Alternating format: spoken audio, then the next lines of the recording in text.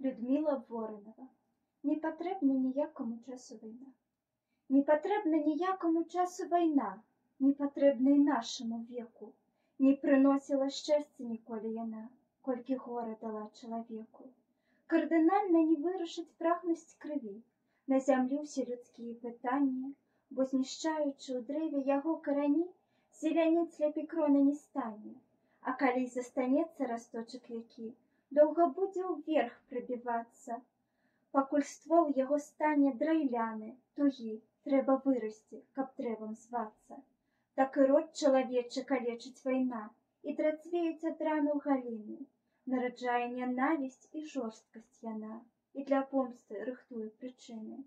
Адгукаецца рэхам вайна ва ўсім. Не паднімеш ахвяр і не вернеш, толькі боль для нашчадкаў і памяці дым застанецца і блудзіць, як дэрвіш.